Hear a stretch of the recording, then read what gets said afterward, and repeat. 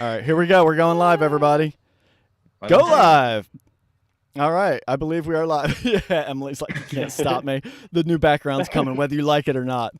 Oh, Yeah, my that's right. goodness. What's up, This is everybody? funny. Merry Christmas. Hello, What's hello. up? Same to you, What's man. up? What's up? Yeah. At least, well, two of you are in like traditional what the fuck Christmas happened? climate. I'm sorry. Two of us are in not. Emily needs to be Shorts and censored. sandals. Sorry, I lost the hearing. Yes, I can't hear yes. you guys anymore. The other. We've gotten a lot of snow this year so far. Have you? Yeah. Yeah. Have you Because gotten? I shovel my driveway and then it snows again. I'm like, dang it, I can't win. Oh man, have you gotten any, frustrating. Brad? We had a little bit, but even on the way home from Terrenceville today, it was like raining basically in 2 degrees. Oh, really? Like my lawn is green, so Yeah. I don't mind. I want to get back in the water with the ducks, so I'm like, come on, pond. Oh style. yeah. Yeah. You're hoping Yeah. that it stays Oh, warm. they're all back now. Are they? Yeah. Did you just said thaw out, so they were frozen already, or just stay thaw? You mean? Yeah, so we had a couple days of like super cold. Well, I'll say super cold, like say minus 15, minus 16 overnight. So Yeah. they basically Gotcha. froze up, but now they're starting to thaw out again. So Okay. Are you out there with Yeah. like ice axe, just like breaking up the ice yourself? Well, actually, the last time I got in, I was literally Breaking scrunching through it? through the ice. Really? Yeah, pushing it through, and I mean, it's a thin layer, but Yeah. yeah, it's always fun. It is. It is. Yeah. Are you back with us? Can you hear us again, Emily? Yeah, I'm sorry. Okay, It's all so what good. happened was I opened my phone to do what you said and look at the chat, Yeah. and then it switches to my phone and then I can't hear anything. Oh, lovely, Ah. lovely. and then Yes. I tried to go back to it and turn off the Bluetooth and then it just conspired against me and stopped working altogether. So Gotcha. then I had to, Gotcha. but All right, it's so working now. so I was gonna say, are we actually streaming? People can see us. You guys can see the videos Yeah, going out there. people Okay. commented. All right, We're excellent. good. All right, cool. Ah, I just want to make sure. Live. Yeah, because I can't really check anything Good right evening now. So. from Ireland. Ooh, nice. Ooh, nice. Ooh, we're international. Sweet. There we go. Wow. Nice. It's almost Sorry evening for for Brad. cursing. What? I said it's almost evening for Brad. Yeah, well, it's dark here now. So Is it dark and there it's already? 5 o'clock. Yeah, it gets dark here like just shortly after 4 o'clock, I think. Oh shoot! Wait, they can't see us. They can't see us. No, we're like a black screen. Okay, Here, that's. I can see it through my phone Oh, stream. you can see it in YouTube. You see us? Yeah. I It can looks see like it a on black YouTube. screen. Huh. It does look like a black screen. It's weird. I can Can you- see it fine. Yeah. Can you try and just refresh it there? Oh, Emily? okay. Just kidding. They can see us. So mine is messed up. Okay. Wait, it's not April Fool's, is it? Yeah. I give up. Do I I'm wear not the an wrong answer. hat? Jamin, you Emily's just having look at it. I give Emily's up. having all the I give technical up. I difficulties. give up. Yeah. Oh, I that's give so up. funny. That's all right. You're here. That's all right. We'll just be here. I'm not So in control of anything. Obeys guy. overall, before we actually like get into the presentation, how did everybody Presentation. feel about the year, like photographically? Like, did you feel like was this like a good year? Was this a great year? Was it an average year? How'd you guys feel? Uh-oh. There's a Yeah, little lot. delay on you, buddy. I Is don't there- know, robot. Oh, okay.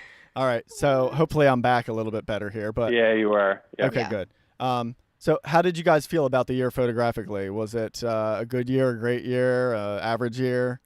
What do you think? For me, I think it was I had a really good year.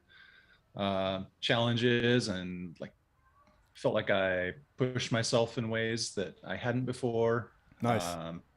Tried things maybe that I hadn't done that before, and I got to a few places that I wanted to go. So Awesome. Yeah. How about you, Brad?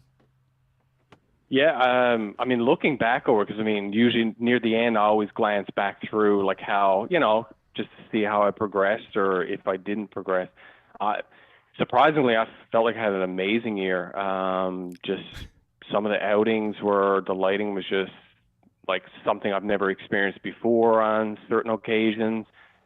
Silhouettes were a big thing going into this year, something I guess I hadn't really focused on a crazy amount. Yeah. So I think I progressed in that area and got some good opportunities. So yeah, it's been one of my better years, I think. Why do you say surprisingly in the beginning of that? You're like, surprisingly, I had don't a know. good year. Well, I guess Lack for of me time? the thing is, like, I typically don't travel for any of my photography, so Yeah. each year it's the same subjects, the same locations. I'll try to venture out and do different stuff, but it's typically the same species. So to do things differently, to look at subjects differently, different compositions, different lighting, can get a little bit tricky. So, but I think I kind of dialed in a few more locations that maybe I hadn't before. And so I think overall it was good.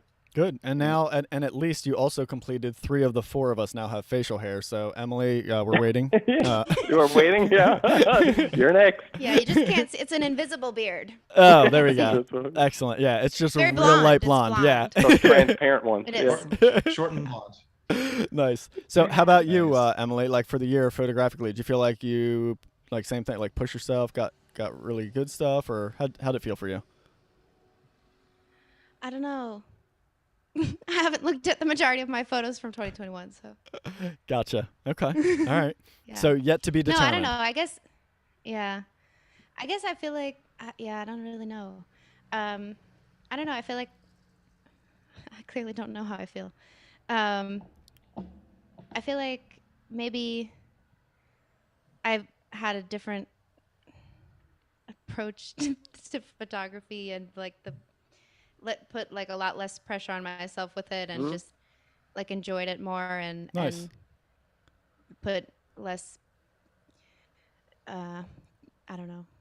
Yeah. Just Less more about the expectations? experience and Okay. yeah, less on the processing aspect of it. Clearly, that's a little lagging right now. Yeah, you're a little behind on that stuff, huh? A Yeah. little behind. Yeah. Yeah, No, I mean, no there's worries. a multitude of reasons for that, but Of course. Yeah, for sure.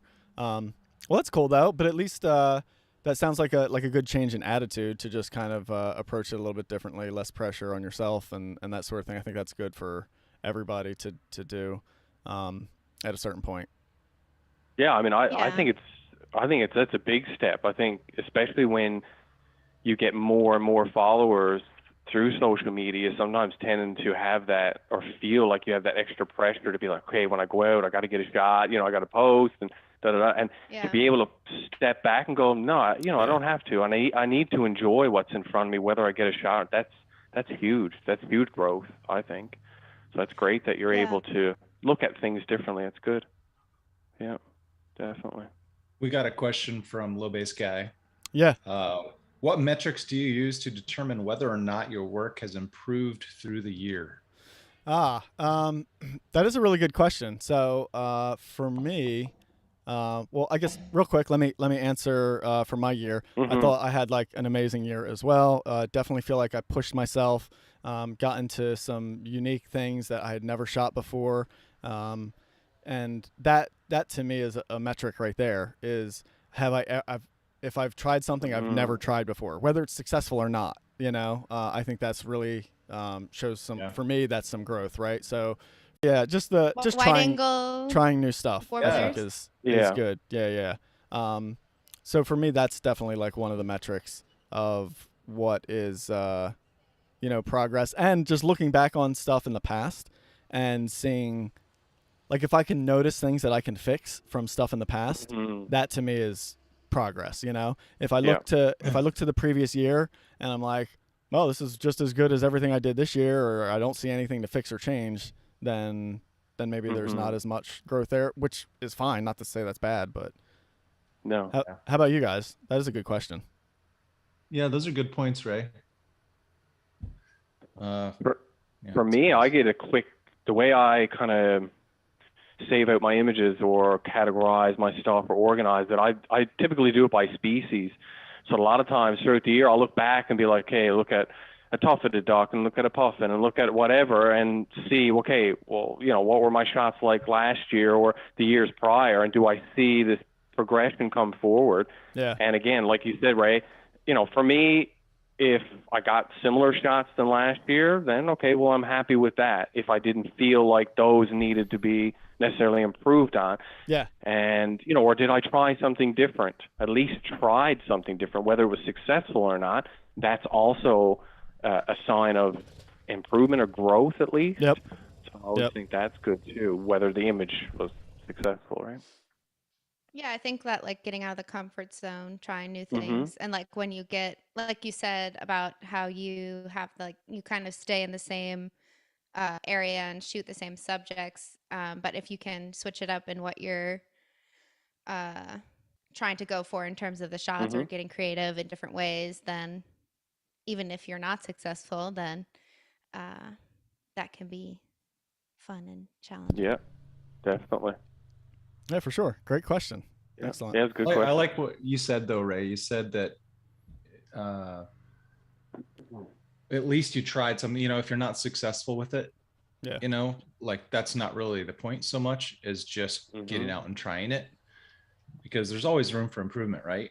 Like maybe you tried a new technique and it didn't quite work out exactly how you wanted to, but the point is that you tried something new, and within that there's room for improvement. There's room to hey, I did this and this and this, but I realized, you know, that next time I need to do it a little bit differently. So there's growth either way, you know, like maybe you didn't get any photos of like what you wanted, but.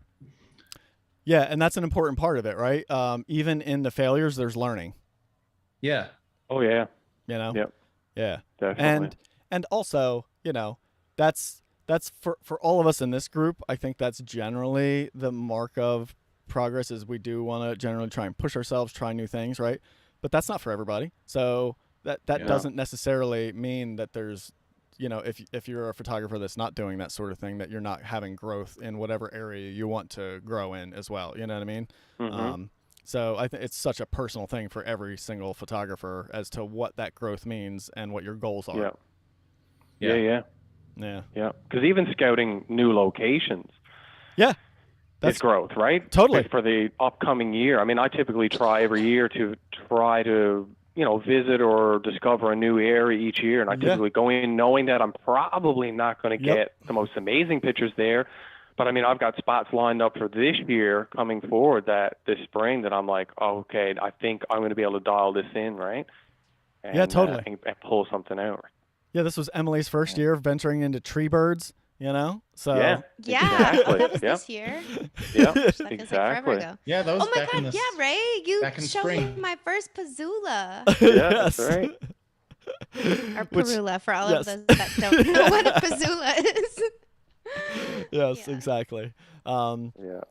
Yeah. So even things like that, just like branching into, like you said, scouting and getting into new birds and stuff like that. Yeah, branching. Nice. Branching can all be really good. That's so good. All right, so shall we get into it? Start showing some stuff here? Oh wait, did Jamin answer about his background?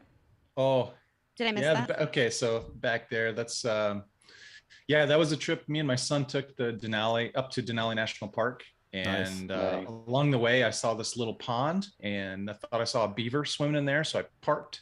And I went down there and photographed this pair of beavers that were swimming around this pond. But then like I stand up and it's like, it's this amazing scene. I'm like, holy cow, man, this is so pretty. So I just took this big scene of, you know, a wide angle of this tundra, a little tundra pond, you know, with the mountains back behind it. And so rather than, you know, the back wall of my office here, I thought this would be nicer. So it works quite nicely. Good choice. Good choice. Emilie's just pissed she doesn't have a photo behind hers. I was gonna do it, and then we ran out of time, and then my mic or whatever, my headphones got all messed up. There were issues. We've got a quick. And I crashed right at the beginning question. Of the show. What do you got, Jamin? I don't know if this is a quick question or not, but Julia asked, when you're pushing yourself for improvement, trying new things, how do you stay positive when things aren't working or your expectations are maybe higher than your current skill level? Ooh, wonderful question. Wonderful question. I would like to just, one thing that I've kind of come to, I think, preface some of those things is to like not set expectations. And that's hard. It's really hard. But I think if you're trying something just new, set really, really low expectations that you're always going to meet. Yeah, I think when you're trying something new or doing something different, I think you really shouldn't have the high expectation. You know, I understand like getting in your head and like having this image that you want, and there's nothing wrong with that because it makes you work for it. But yeah, I think it could be easy to get discouraged, but I think you have to turn that into determination. Discouragement, you know, flip it and get it into determination of like, okay, this didn't work out this time. I'm going to try again. I'm going to keep going until I get what I want, you know, get the shot that's in my head. So I don't know if you guys resonate with that at all, but yeah, for me, I very much agree with you. And then there's a point at which I start, I can have that attitude to an extent, and then it starts sucking. And then at that point, I step away from that project and go photograph something easy just to get some good photos in the camera, some good photos on the card. Boost the ego. Make me feel productive.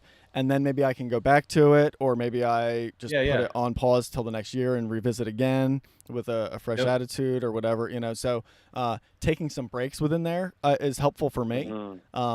But also just exactly what you said, right? For me, it's that mindset of, I know when I'm going into something really challenging, I just expect, okay, this is probably not going to work out, you know? And so if I go in with that mindset, it's a lot easier for me to tolerate when it doesn't versus when I go in and like, yeah, I'm going to nail this. You know what I mean? And then I get there and it's like struggle. And then that just feels so much worse because I was almost expecting or thinking I might get it, you know? So my mindset going into it is a big part of it. Yeah. And I think you have to have a kind of a open mindset too of, not only, you know, if you do have an image in your head that you're working towards, but I think you have to have the mindset of being open to other possibilities too. Yeah. Huge. You know, because you might not get the image that you want or think you are going after, but you might get something totally unexpected that works really well. Yeah. Great point. And I mean, the thing is too, you know, and one thing we can all, I think, kind of keep in the back of our mind is that any outing that we do is knowledge gained, whether it's knowledge about a location, knowledge about something you're doing different with the settings on your camera or a concept you have. You know, I always try to remind myself when those outings do fail that they weren't failures. I tried something, I learned something about that morning or that afternoon, whether it was the light or that specific bird or subject that I didn't know if I hadn't gone. So it's knowledge gain every time. And that'll eventually pay off, right? Because we all know, you know, you just don't walk out your door and get amazing shots. You've gained experience and knowledge over years of trying stuff. Yeah. Yeah. Right? For sure. Good point, man. Really good points. Yeah. Anything to add, Emilie? I see you smiling down there. No. She's like, I just walk out my back door into this beautiful marsh and make amazing photos right now. It is nice having that there. Nice. For sure. All right, cool. Let me I'll start sharing the screen here and we'll get started with the first photo here. So there we go. Brad. So, so we were chatting before this, just amongst ourselves, and Ray and Jamin were saying they were having, you know, a little bit difficulties. They had so many different amazing outings throughout the year and such. Yeah. And I will admit, this particular one has just stood out to me the whole year, no matter what I've done. It was quite a special trip and outing, which kind of spanned over 2 days, actually. So this was back in the summer. And typically every year I try to get out to the Puffin Colony, which is in Ellingston. So that's about a 3.5 hour drive from where I live. Okay. So basically, just to give some background, just to kind of emphasize why this was even so special to me, at least. So I photographed this location over a decade. So I know location well. But this location, so basically, from basically where you park from the road, you take this little small walk, probably just a couple kilometers maybe, or a kilometer and a half, along the coastline out to basically the end of the cliffs. And in front of you is a colony. So you can kind of see, like in this picture, just the white dot. I mean, this is just a cell phone. But you can see the puffins up ahead, but you see all these little white dots like that. So there's gulls and puffins. So they nest over on this island. And it's too far to get shots. The puffins are way too tiny in frame, even with an extender on, say, and you're at like 700 or something. Oh, I'm sure. I know, I'm just messing around. So basically, every year that I've ever gone, I have never had, so in order to get decent, like full frame kind of shots and stuff like that, or get creative, they have to come over on the mainland. So this can vary between certain weather conditions or just whatever mood they're in. You can kind of narrow it down. Like I kind of got it narrowed down to a little bit of a certain time of year when they, your chances are a little bit greater. Yeah. But of all the visits I've done, I've never had them land at first light. So I've always wished when I go there, I'm like, give me overcast light. I can play with darker backgrounds, or I can just, have that soft light on them. And the sun rises in behind the colony or just to the right of it. So you're backlit. So once that sun is up, if it's a half hour after, you're done. Like the light is way too harsh. Yeah. So anyway, so on this particular, like I said, it spanned across 2 days, but essentially there was just this atmospheric. Now this image here, I think, was the day prior to the really, really good light. Okay. But essentially, as I was walking out on the particular morning, like it was clear skies up above. There were no clouds, but there was just this kind of haze. There was just something different. And I remember I even sent you guys an audio message of, I think like, it's not going to be great. This is going to be garbage. There's no good light. Yeah. So I even started searching around the cliffs. So there's also black guillemots that hang out there. They're usually on the same side, so you can kind of shoot them.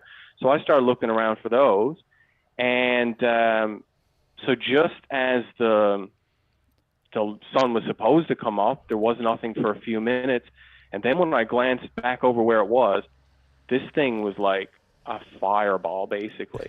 So what was happening was that what I found out later on was that the wildfires in BC, the smoke basically stretched all the way across to us and just created this subtle haze, which on the particular morning that it happened, that really you could see that condition happening, the light lasted, I mean, it was like 2 hours after, and I was still getting this like goldeny feel to the light.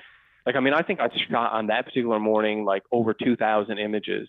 And I had so many, like I'm still going through and grabbing images that I'm like, wow, man, like this is, it was just mind blowing. Like, so anyway, so when the light was basically popping off, Ray, if you just jump to the next image, it'll just give you a little context. Dude, so when these guys come over, it's like an iPhone photo, right? This is iPhone, yeah. So crazy. If anyone's been around puffins, they're super curious.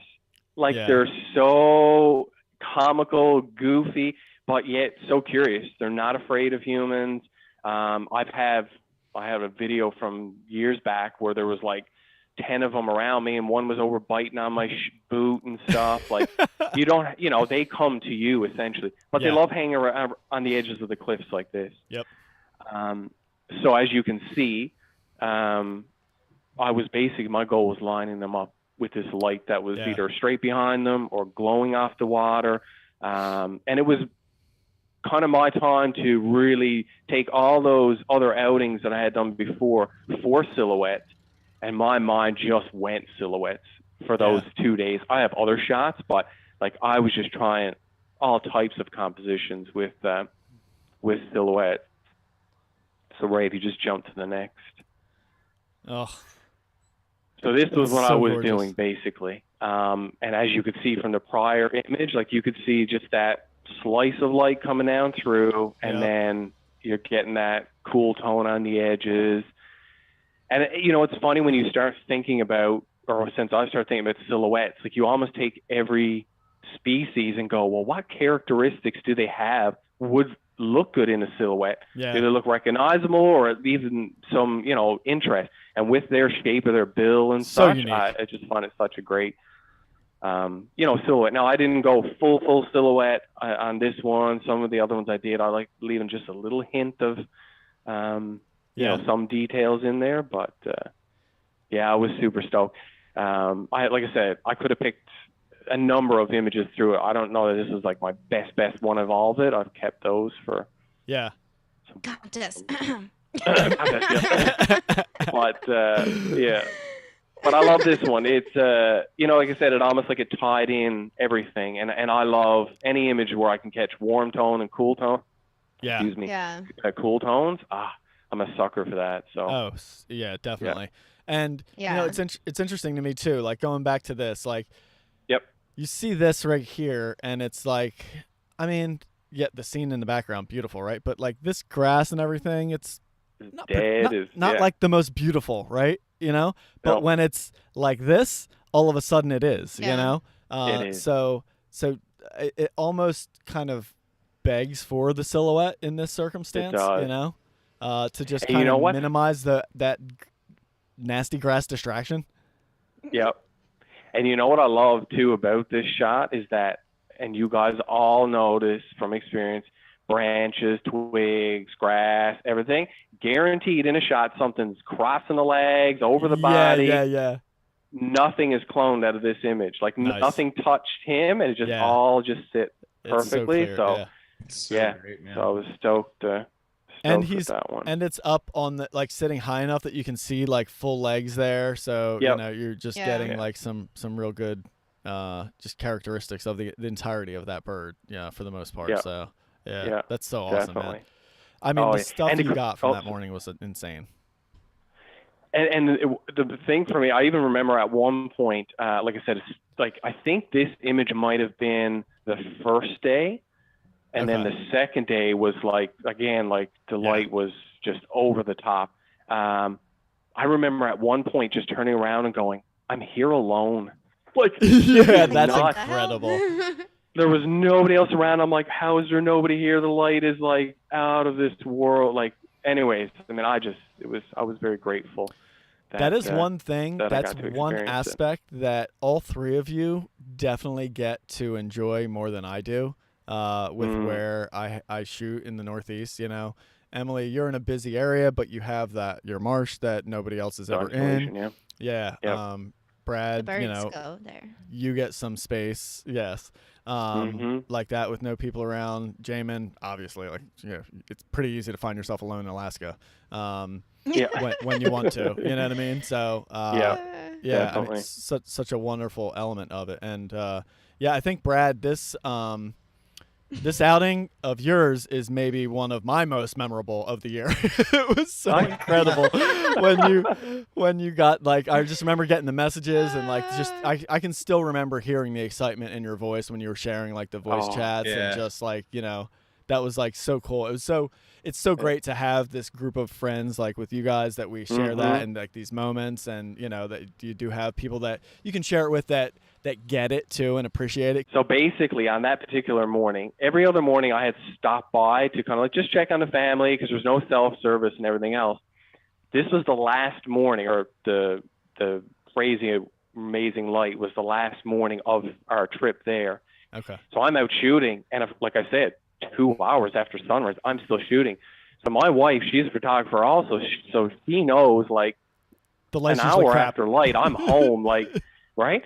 So all of a sudden, as I'm just starting to clue up, and I think one or two other people had showed up at this point, I was just starting to clue up, I was doing some flight shots. I turn around.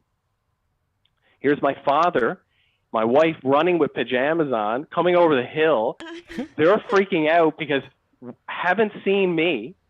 Yeah, they think that I'm like over the cliff. They think I'm over the cliff, and I'm like, and she's like bringing her fist, like, "What are you doing?" Like, where and you're like, "Look at this light." I know. I was like, I couldn't leave the light, right?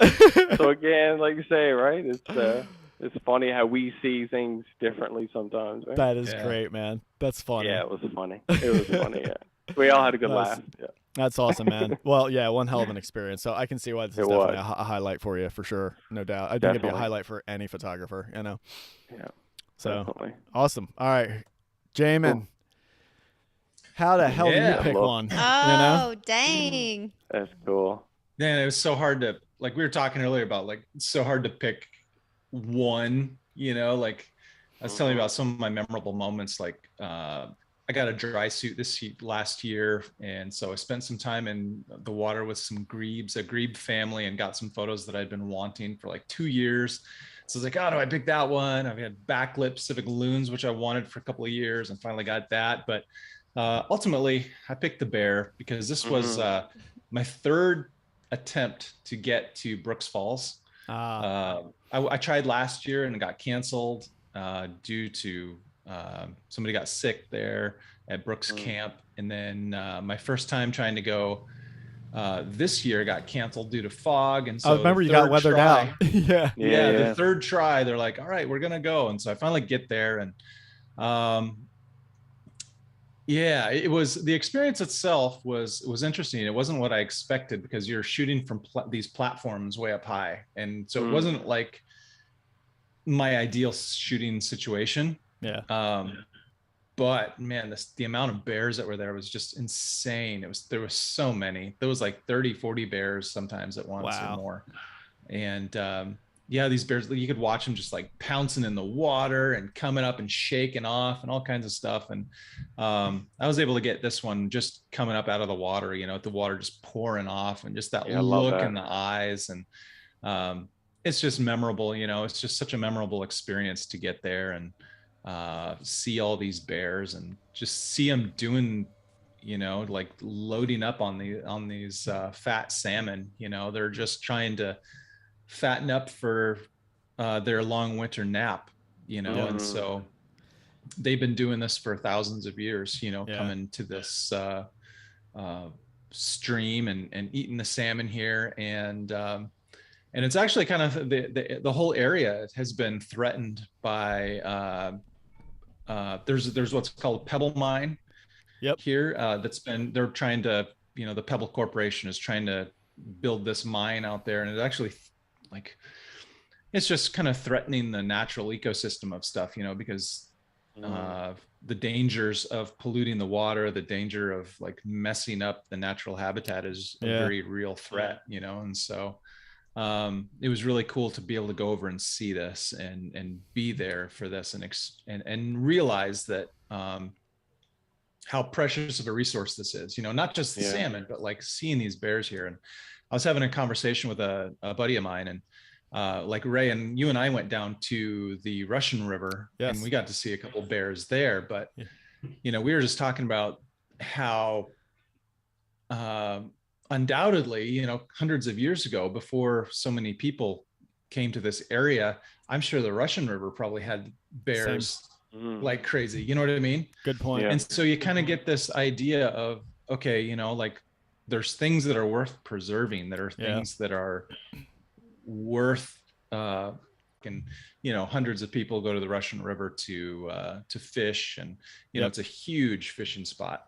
And so people have kind of pushed out the bears, you know, and there's still some bears are like, yeah, I don't give a care, you know. Like people, whatever, I'm gonna go get my fish, you know. But undoubtedly it's pushed a lot of bears. Like last year we had this brown bear sow and her 3 cubs, and the mom and a couple of cubs got hit by cars, and then they had to put down one of the other cubs. And so it's just such a tragic thing, you know, these wild critters are being impacted so much by people. And you know, not that people are bad, you know, it's just that, well, some people are bad, but you know what I mean? Like, it's just like, I think we have to work harder to make sure that some of these places are preserved, and that our impact, you know, is kind of limited. So that's a wonderful concept.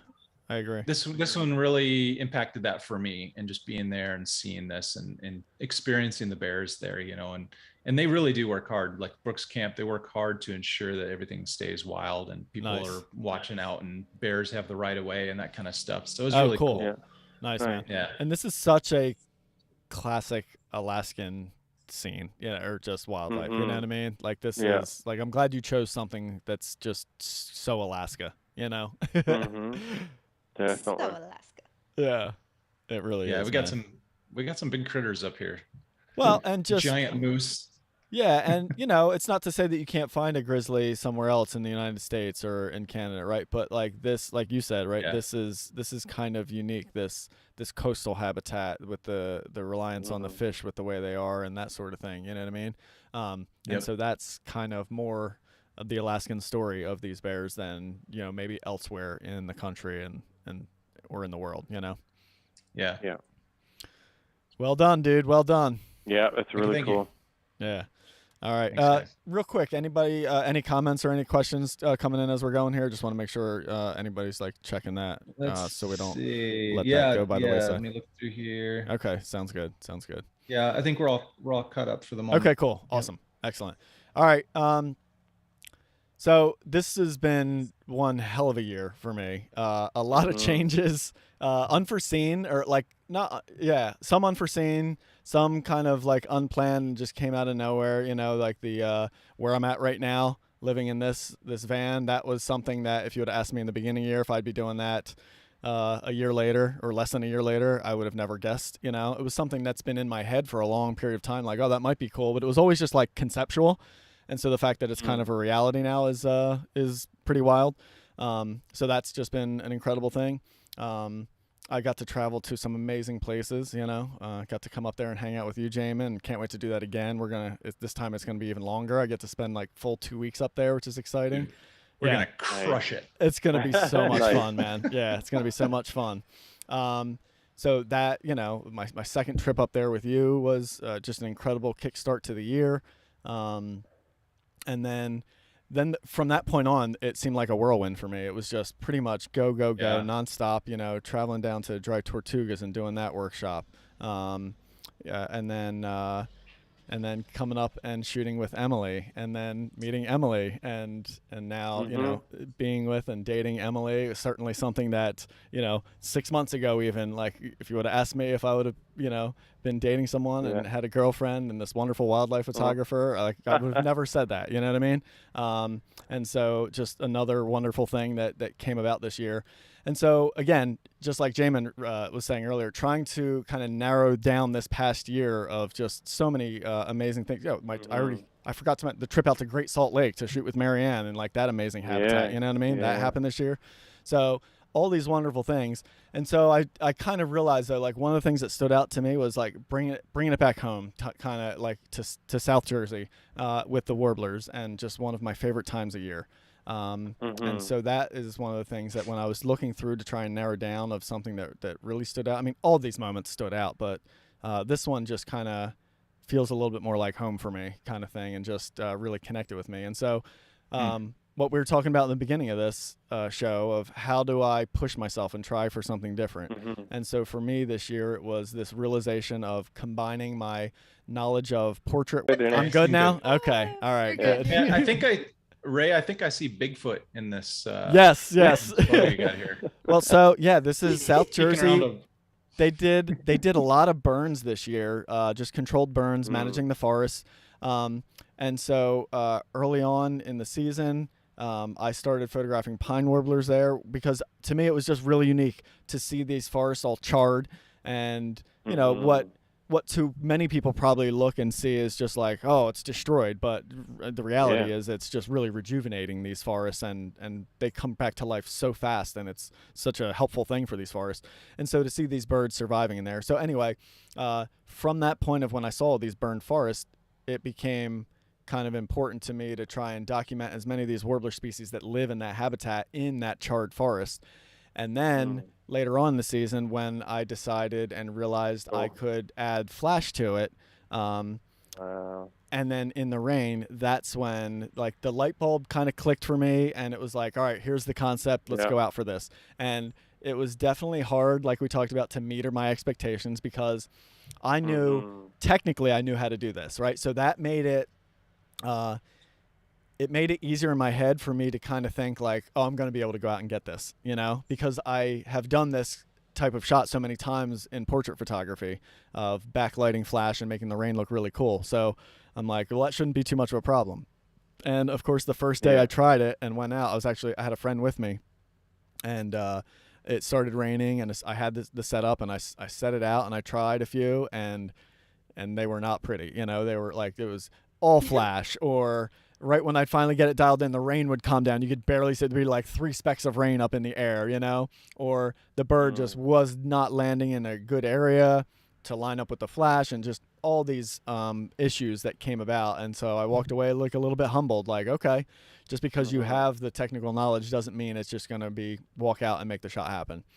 And then I don't remember how much longer ago. It was maybe, I would say within the next 2 weeks, I had another opportunity to go out in the morning. The forecast was for rain. I didn't have a client that day. And I said, you know what? And it was tough, right? Because I'm shooting so much that time of year. Any morning I have off, I kind of almost don't want to go shoot. I just want to like rest in, recoup a little bit, and get ready for, the next job.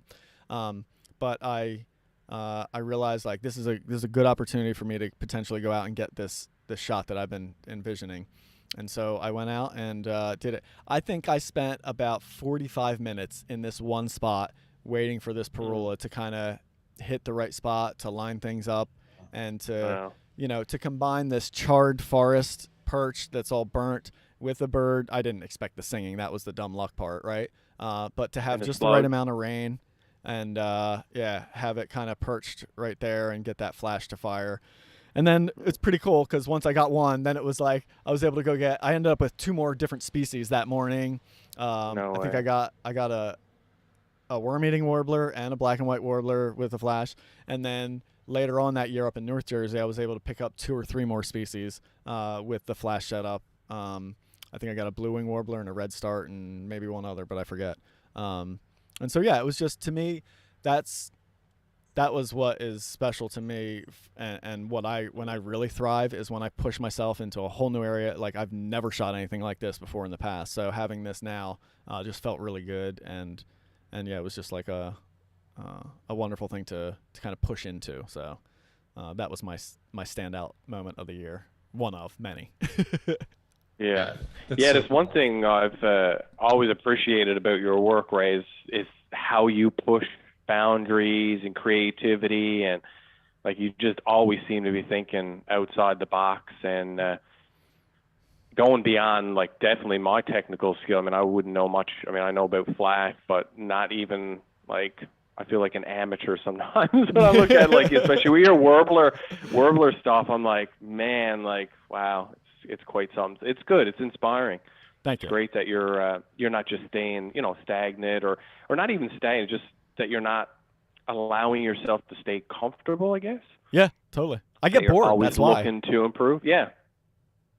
That's a big part of it. If I just keep shooting the same thing over and over again, I get bored. Yeah. And it's paying off because, like I said, an image like this is so unique. It's quite something. It's good. Thanks, man. Awesome. Appreciate it. Next time you need that stump to be steaming from, smoke. Yep. Next, add something to it. The smoke, yeah. Yeah. I know. Yeah. I did get the pine warbler in the fire. Dude, push like, it. with Keep the pushing, smoke. man. Yeah. But now I need smoke and fire. Got it. Yeah. Excellent. All right. Yes. Yeah.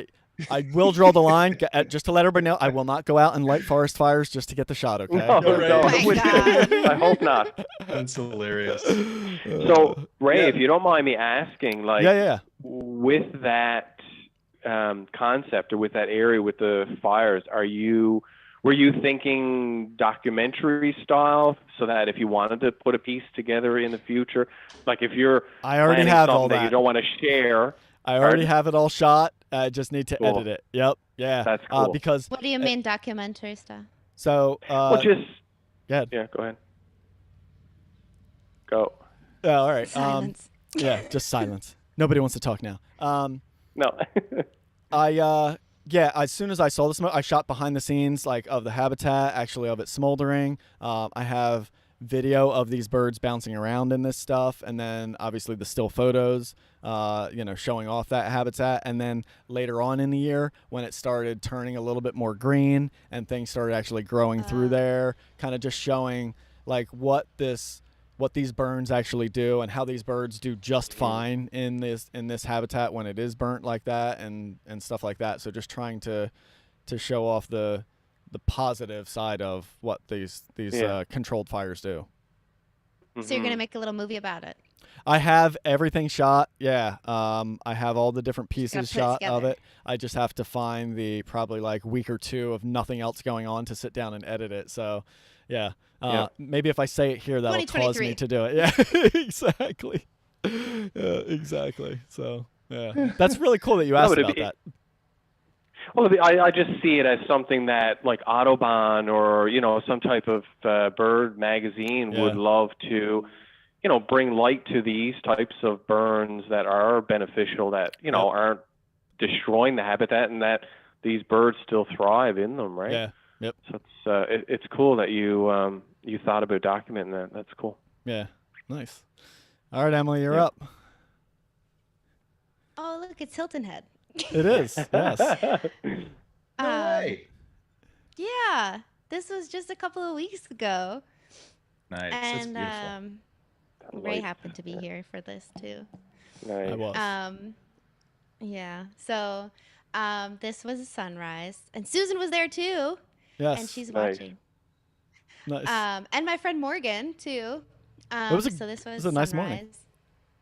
Yeah, it was a great morning. It was probably a little chilly. Not that chilly. But it was a great morning, and we were about to shoot a snowy egret. If you want to show the picture. Oh, nice. And so the sun was just coming up, and we shot this. Sorry, because it's me and Ray, and it was awesome because the reason it's so memorable is because me and Ray were next to each other, and it was kind of like the first time that we were shooting since we were together, and it was special. And we had mud on our faces. And I know she can like barely get through this one here. Come on, you got this. Yeah. Okay. Well, it was like, it was a great experience, and just like super happy, and just I can't no words. All the feels. Yes. All the feels, and all zero explanation for the feels. But I have a lot of pictures from this moment. Obviously, it was like the cool bokeh and stuff. But I like this one with the other bird coming in too, and very special moment because Ray was right next to my side.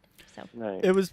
It was pretty damn cool, man. Yeah, that was like the first time, having that moment of like, being really close to somebody as far as in a relationship, and then also being able to share this wonderful passion together, and then, really cool to me that, Emilie shoots like such a similar style, super creative and everything. So we both just like dialed in on the same thing at the same time, you know what I mean? We're like, oh, look at this egret, the sun's lining up, and boom, boom, boom, you know what I mean? Like, yeah.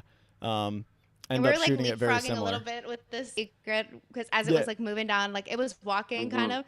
And so we're like, kind of like leapfrogging each other, like walking down the beach. Yeah. Yeah, it was funny. Like one person would lay down to line it up, and then the damn bird would move, and then it would like go in for the next person. You're like, oh, okay, all right, you got this one. Then exactly. Like literally, like jump over the other person, and then move over and try and get like line it up where it was going. And at this point, I think it had, if I'm not mistaken, right, Emilie, it had kind of and like settled in, it was right? like chilling there. Yeah, it was chilling at the spot, and so we both just kind of went in. Like, and what lens were you shooting with on this one? This is the 200 to 500. Okay, so. All right, interesting. So I was curious. So you shot this like really wide at 240 millimeter. Yeah.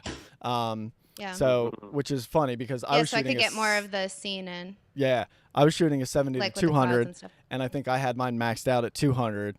So it's just kind of interesting to see that around the same focal length is where we ended up, because I think that was like the right fit for the distance of that bird and stuff like that. I wonder what settings you used on yours. I have no idea. Yeah, I would have to look it up.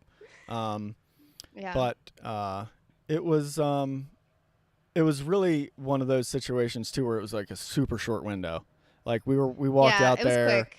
Yeah, we walked out and saw this, and I don't know if you guys can see, right? But you can.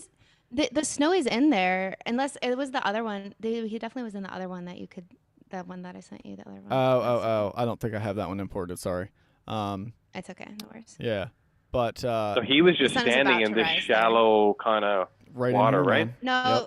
Yep. Oh no, it was like down there, further closer to the sun. Yeah. Yeah. I think it was that one. Yeah. Okay. But so that bokeh you're getting the foreground is just that little bit of water in some of those pools. And the little. Yeah. I'm always so jealous of your bokeh stuff in the foreground. Well, a lot of the times it's in the marsh, and it's from little stuff that's on the surface. Yeah, but and even there's like little bits of bokeh too, I guess, from the pools that was like further out too. But yeah, that's I guess the little grooves in the sand. Yeah, that was cool there. It was I'm just always amazed because I shoot in the water a lot with ducks and stuff, and I rarely get to see that. And like I said, I guess it's because of the stillness in certain areas and that super shallow aspect. Yep. So it factors in it because like I said, I've shot tons of times and I'm like, I never get this. I don't see it. Dude, it's cool. Magical down there. It really is, man. It's something. It's so unique. It's such a wonderful setup, and Emily has it so dialed in. It's like Yeah, like we did a workshop there this year, and we bring all these people in, and we're doing our best to guide them, and everybody got great shots. But it's just, to me as an outsider watching it too, it's really interesting to see somebody that's like native to an area. And Jamin, we had something like this. Remember when I don't know if it was this trip around or the previous one, the first time up there. I don't know if you remember me saying like how you kept finding every single bird like on the top as we're driving. You're like picking stuff out, and I was like getting nothing. I'm like, I felt like an amateur all of a sudden because I was not in my element, right? You were in your element, and you just know what to look for, and you know how to work that stuff, and it's just like what a difference it makes, Yeah, and Emily is the same way. To watch her down there, like it's like there's like minimal effort coming from her part, right? She just like casually wanders over to a certain spot and then like sits down and then shoots something and then walks away with like this incredible image. And meanwhile, nobody else saw it or thought to think of it. You know what I mean? So it's just so cool to watch. Both of you guys, and then hopefully Brad this year I get to come up and watch you in your element. You know what I mean? It'll be fun. Yeah, that is the plan. Maybe me too. Yes. Oh yes. Yes. Come on. Yeah. And then maybe Jamin now. Jamin, you're gonna come too. Well, conversation. Let's go. Yes. Reunion. Oh man, I need to. That'd be awesome. Yeah. Definitely. But anyway, it's just to me, it's really neat to watch somebody that has their area, their local spot dialed in like that, and is so comfortable with it, and can just kind of have that intuition of knowing where to move and how to approach the subjects and what the subjects will deal with and all that stuff. Yeah. Whereas when I come in as an outsider to those areas, I consider myself a pretty good all the birds away. Wildlife photographer, but like I come in and I feel like all of a sudden I'm set back like, a lot of years of experience because I have to just figure it all out again. And that's what's so wonderful is that I get to go to these places and shoot with you guys because you help me guide. And it's like if I went in on my own, I would not get near what I get by shooting with everyone, each of you. Yeah. But then also, Brad, I am excited to come up there, but we will not be taking selfies like this. Just wanted to set that expectation right now. This is just what happened. No. Really? That's why I grew the beard. I grew the beard for you, man. Come on. But this was fun. We took this like literally the moment right after we shot that snow eagle. Like we had shot it, and then he finally just like naturally took off down the thing. And then he goes and like wipes his mud off, and I had my mud on my face still, and he was like 10 minutes later, he's like, "Oh, you still have your mud on your face." I was like, "Why do you not have your mud on your face?" That was just for a photo. That's all. Yeah, that's right. That's so funny. That's funny. Yeah. So anyway.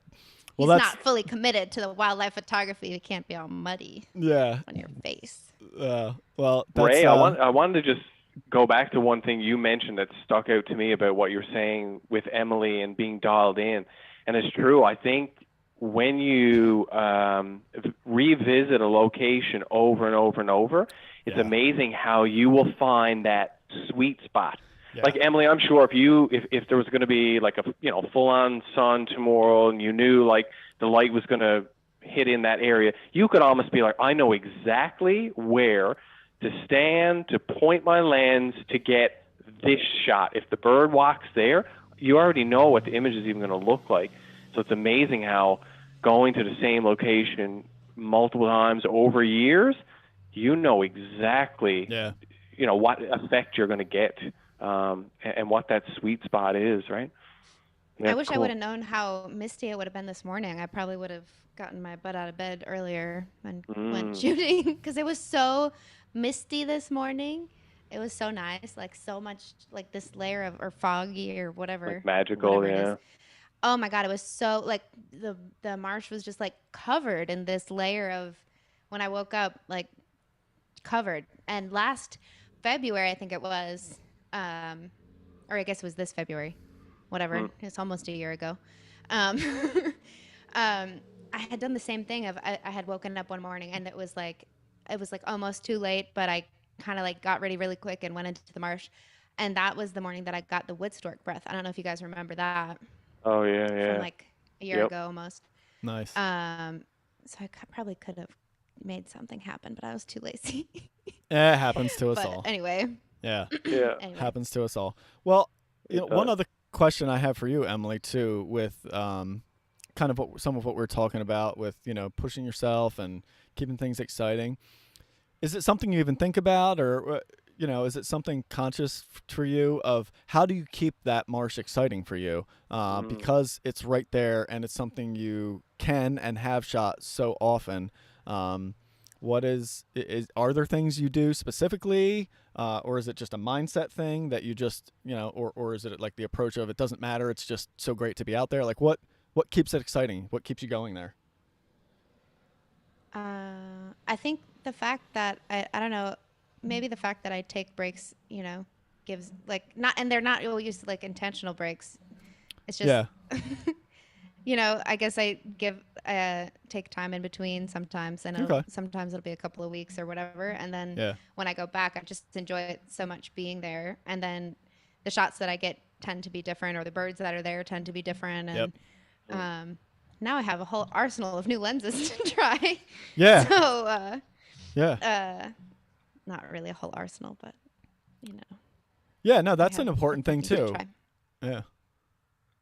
Yeah. So guys, perspectives and whatnot.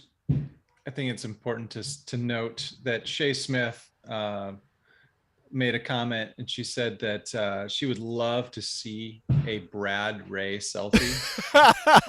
Yes. Oh yeah. We'll make that happen. Please make that happen. We'll make it happen. Yes. Ray. Oh yeah. Yeah. Uh-huh. Ray, you should have put in the one of you kissing my cheek. Oh, just to up the ante even more. Yeah. And nice. I had sent him like 5 behind the scenes one, and then he was like, Emilie, it was supposed to be 1 behind the scenes and 1 picture. I was like, sorry, I'm gonna have to whittle this down. Yeah, I do what I do. know. I call down. I know. That's what I'm good at. Like whatever. That's funny. And one more thing, Ray, I see that you've only given your photo 4 stars. I really feel like that's a 5-star. I noticed that. Yeah. You know what's really it's so funny you brought that up. When I was prepping these photos, I had them in here and I noticed it had stars on it, and I was like, this isn't 5 stars. I demoted it today before the show, actually. Oh, Frozen. I did. Frozen. Oh, damn. Well, hopefully I'll wait for me to come back. Yeah. Demoted it. I demoted it today before the show. Only because there's things now that I see so with funny. It that I don't like as much. And mainly it's like that the bird's facing away from me a little bit and not kind of like profiled quite as much as I would like. So that was like the little, and I have harshest critic. Well, and I have some other in the rain photos that I actually like better now. So this one got downgraded to a 4-star. I think it was 5-star because this was like the first really good one I got. And so it had that, it was like the hype 5-star, Impact. Yeah. Yeah. Exactly. So that's really funny. All right, so the last thing we have to do now before we wrap up the show is talk about the photos we picked. So I think, who picked this one? Emily? This is me. Nice. Yeah. So what made you pick it? I love that it was two birds, and they were like, looks like they're doing some kind of maybe mating ritual thing.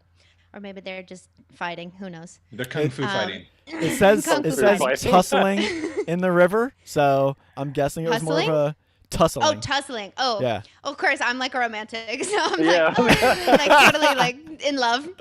Yes, yeah. Okay, well they're fighting, but it's like this fight to the death, and she's like, "Look at these lovely birds together."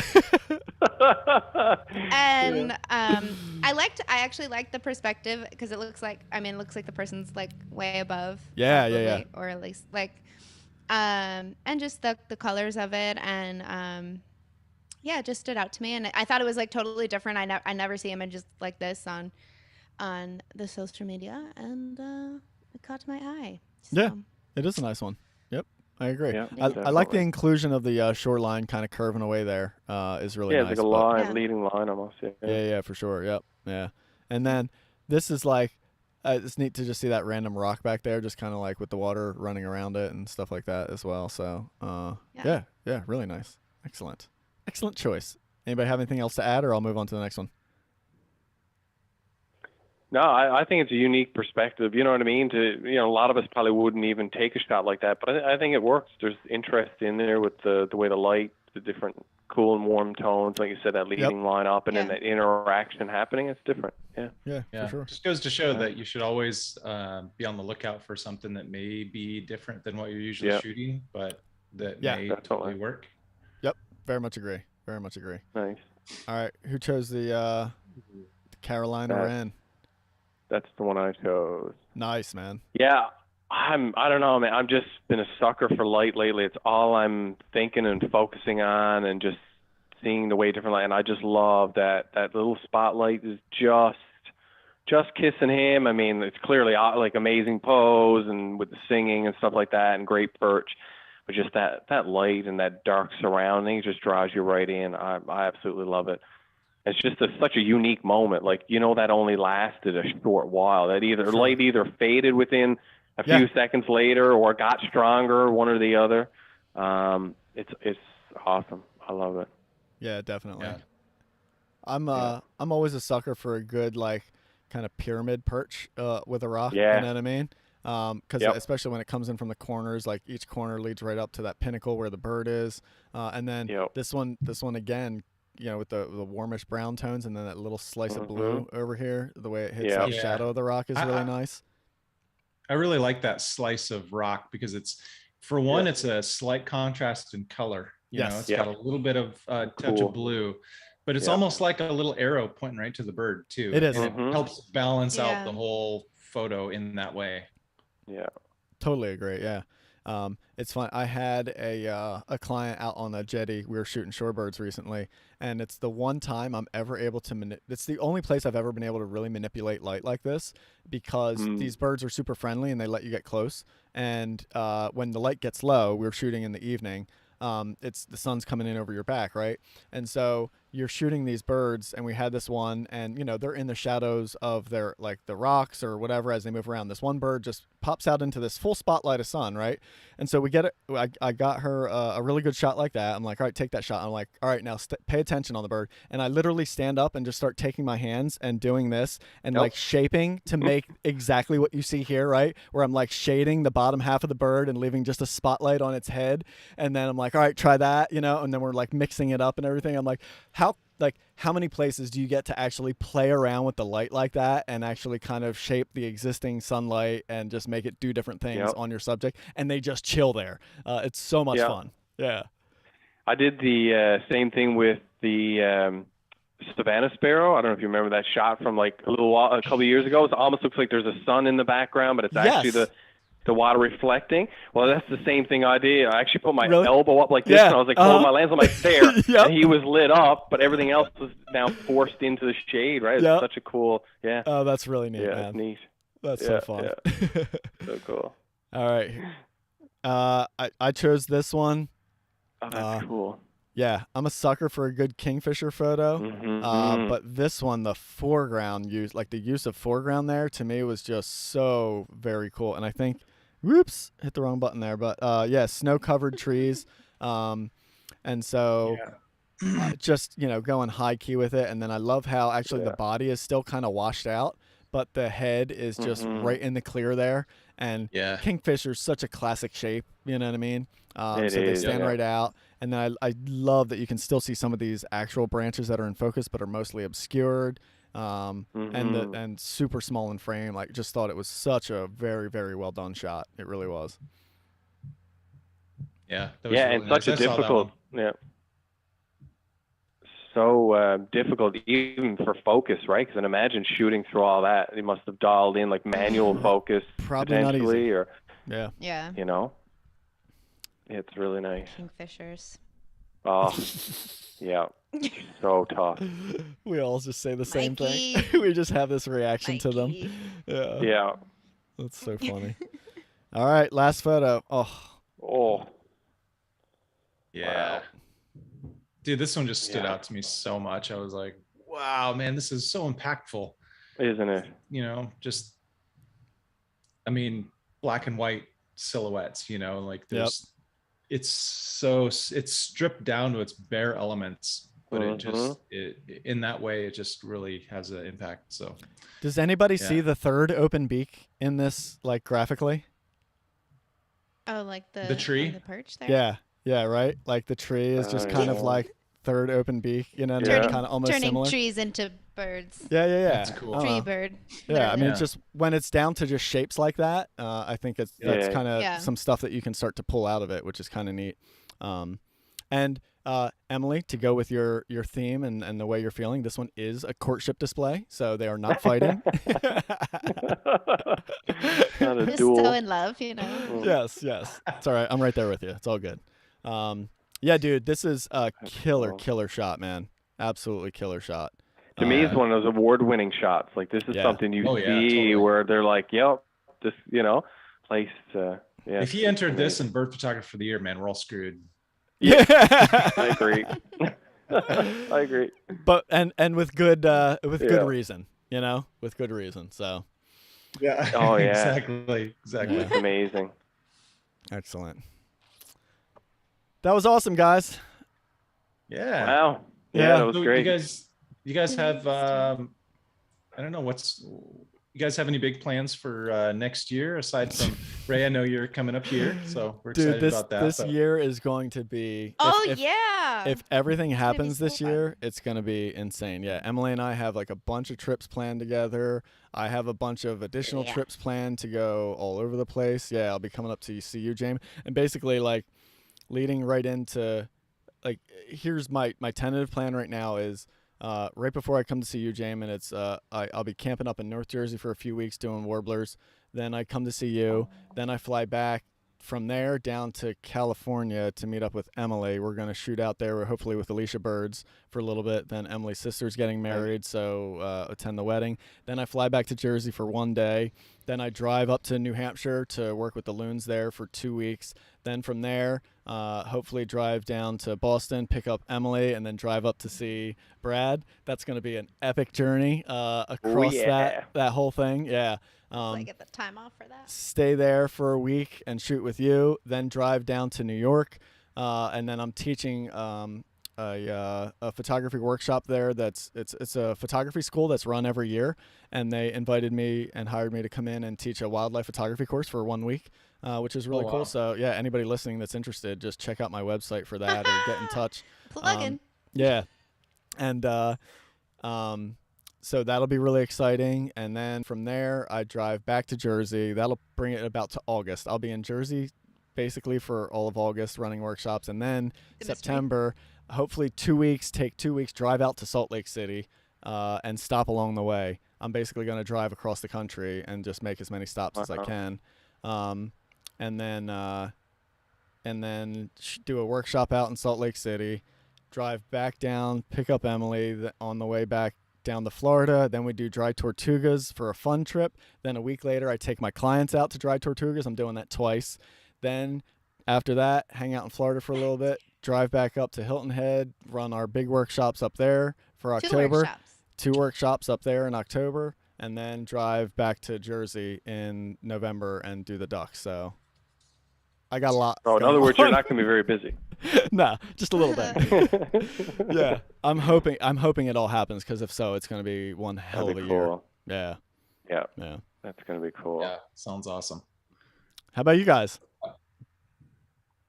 No huge plans that are set. You know, I mean, aside from you coming up, Ray, there's nothing else that I have like booked out or like. Okay. I'm really hoping to get caribou this year, because they've kind of eluded me. I mean, I got a few. Of course, we had our encounter on the Denali Highway. Yeah, that was a quick, fleeting. And I had another cow and calf in Kenai back in May, early May. Okay. But I'm really hoping for some bull caribou, and they've just kind of eluded me the last few years. And so, that's kind of on the radar. So, okay. Well, if you don't get it this year, come down. Me and you will go get some. Is that a caribou hat? Are you wearing? Do you wear the carrot? Is he wearing a caribou? That's a moose hat. Me? Yeah, that's moose. Oh, okay. Yeah. You get the moose.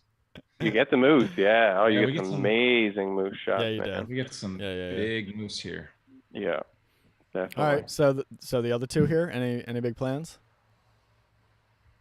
Well, you're in a lot of my plans. Jeez. Yeah.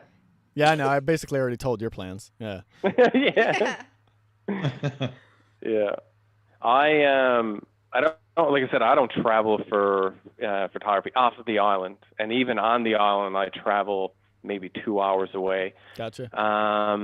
So like I said, you should come to this island. Yeah, I should. Yeah, definitely. That'll be fun.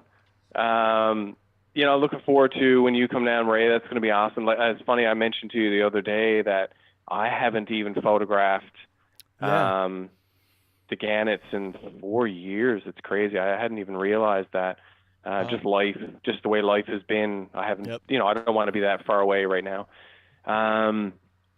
So yeah, I'm super stoked about that, because I think I'm going in. I would be going visiting there with like more skill sets, I guess, and the way I look at light. So I think I might be able to pull off stuff that I haven't been able to before. Sure. Besides that, Jamin, when you kind of showed me that design of that float pad, man, that thing is one of the best tools I've ever used. So, that's so going cool. forward into this year, I'm stoked to use this thing more. So it's opening up huge potential for waterfowl shots for me. So it's awesome, cool. man. I'm really glad that sparked some interest and creativity definitely. in you. So definitely, I look forward to using that more this year. So awesome. Cool. Nice. I've got another do-it-yourself project I'm going to share soon, and that I can steal off you. Yes.